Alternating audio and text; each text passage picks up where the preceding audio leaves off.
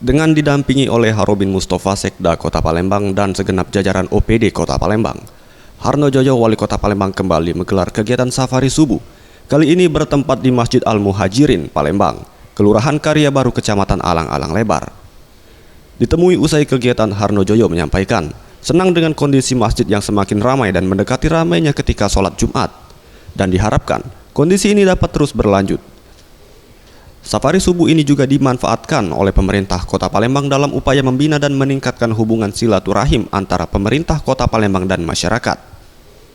Kegiatan ini juga dimaksudkan sebagai media dalam menyerap aspirasi masyarakat, di mana pada safari subuh ini ada permintaan perbaikan jalan di kawasan ini. Dan saat ini sudah dianggarkan 900 juta rupiah yang berasal dari APBD dan akan segera dipergunakan untuk perbaikan jalan di kawasan ini. Kami manfaatkan juga menyerap aspirasi.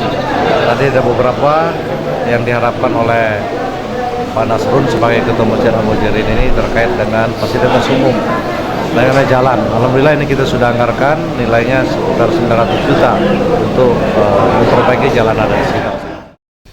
Dalam kegiatan ini, pemerintah Kota Palembang memberikan santunan kepada anak yatim di lingkungan masjid, serta bingkisan dan bantuan kepada pengurus masjid yang diharapkan dapat dipergunakan sebagai dana perbaikan masjid. Tim Liputan Sriwijaya TV.